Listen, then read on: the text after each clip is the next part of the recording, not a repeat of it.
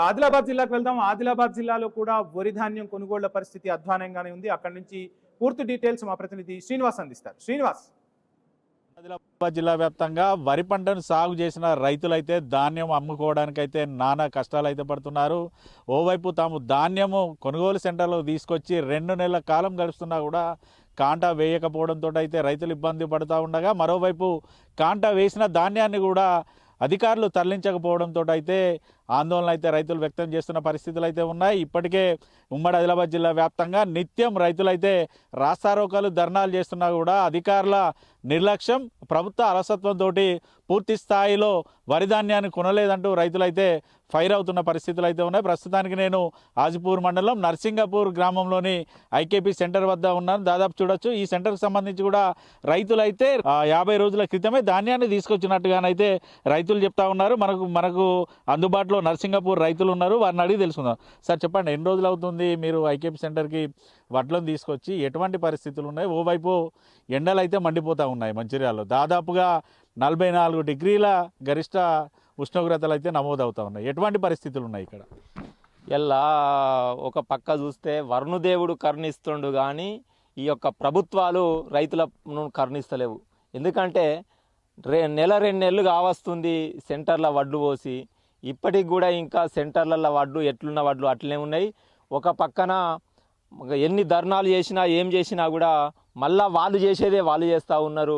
ఇలా ప్రభుత్వం ఏమంటుంది, మేము అస్సలు కిలో కటింగ్ కూడా ఏం కటింగ్ లేకుండా మేము వడ్డు తీసుకుంటామనేమో ప్రభుత్వం చెప్తుంది. ఒక పక్క వీళ్ళు మూడు కిలోలు కట్ చేస్తూ ఉన్నారు. మళ్ళీ లారీకి డబ్బులు, బస్తకో గంటికి 2 రూపాయల డబ్బులు అడుగుతూ ఉన్నారు. మరి ఇట్లా అయితే ఎట్లా? ఎందుకనంటే మళ్ళా ఐకేపీ సెంటర్లల్లో నీడ కోసం మరి టెంట్ వేయాలి అని నిబంధనలు ఉన్నాయని అంటున్నారు.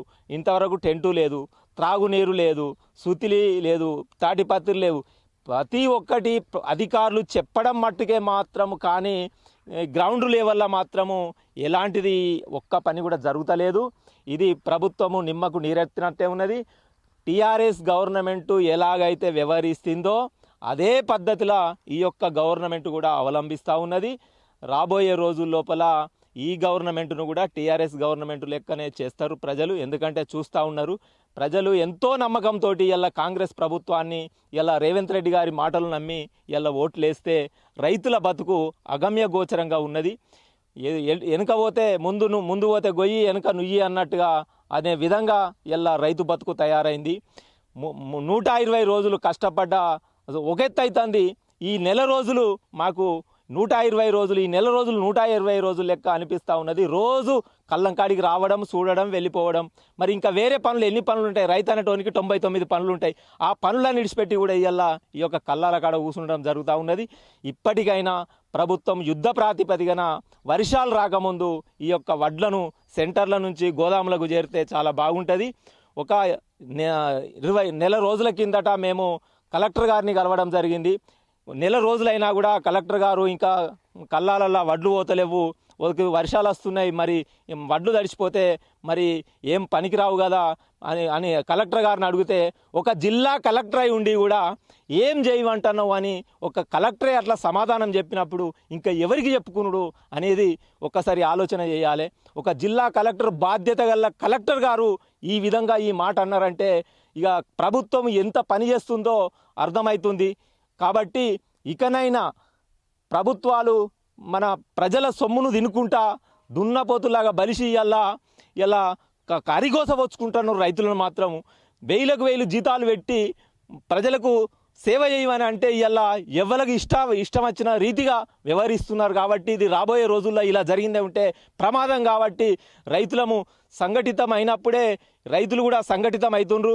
రాబోయే రోజుల్లో రైతులందరూ సంఘటితమైందే ఉంటే ఈ యొక్క ప్రభుత్వాలు మనుగడ కొనసాగదు. కాబట్టి ఆ ప్రభుత్వాలు, రైతులు ఐక్యత కాకముందే ప్రభుత్వాలు స్పందించాలని కోరుతున్నాం. మరోవైపు ఇప్పటికే అకాల వర్షంతో కళ్ళాల పోసిన ధాన్యం తడిసింది, మళ్ళీ మీరు ఆరబెట్టిరు, మాయిచ్చర్ కూడా వచ్చింది.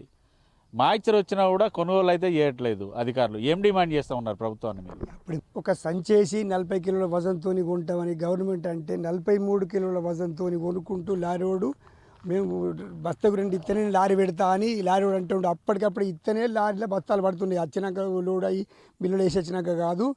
ప్రభుత్వం చెప్పేది ఒక తీరు ఉన్నది, ఇక్కడ చూసే వరకు చేసుడు ఒక తీరు ఉన్నది. చెప్పినట్టే చేయాలి కదా. ఇంకా వానదేవుడు మన్నించేపటికే ఇంత గడుతుంది, కానీ వాన కొడితే మధ్య మధ్యలో కొట్టేదే కొన్ని జిల్లాల్లో కొట్టింది, ఇంకా మనకి ఇక్కడ మన్నించింది. దయచేసి అధికారులే కానీ ప్రజాప్రతినిధులే కానీ రైతుల బాధను అర్థం చేసుకొని ఈ వారం లోపల కళ్ళలలో ఎత్తు లేకుండా లారీలలో మిల్లులకు తరలించాలని ప్రజలందరం కోరుకుంటున్నాం. ఓవైపు ఇటు పూర్తిగా ఎండలు కొడుతూ ఉన్నాయి. ఐకేపీ సెంటర్లో ఎటువంటి ఏర్పాట్లు లేవు. పొద్దున వచ్చిందంటే కూడా సాయంత్రం దాకా కళ్ళాల నుంచి ఎప్పుడు వడ్లు పోతాయని మీరు ఇక్కడనే ఉండే పరిస్థితులు ఉన్నాయి. అధికారులేమో ఎవరైతే ఇక్కడ ఐకేపీ సెంటర్లో కనబడతలేరు. ఏంది అసలు అధికారులు ఏమంటారు? అసలు జోకే సిచ్యువేషన్ ఉందా? మిల్లర్లు ఉన్న అధికారులు కలిపి ఏమన్నా దందా చేస్తారని మీరు అనుకుంటారా? ఎట్లా ఉంది? మిల్లర్లు నర్సింగాపూర్ గ్రామ రైతులు నేను. మిల్లర్లు, ప్రజాప్రతినిధులు, అధికారులు ఇవి రైతులను మోసం చేయడానికి ముగ్గురు కలిసి చాలా మోసం చేస్తారు. ఇగో చిన్న వర్షానికే నా వడ్లు మొలకొచ్చి ఎంతో ఖరాబ్ అయినాయి. తర్వాత వరుణులు ఇంతవరకు వరుణులు కరుణిస్తే ప్రభుత్వాలు మాత్రం కరుణిస్తలేవు.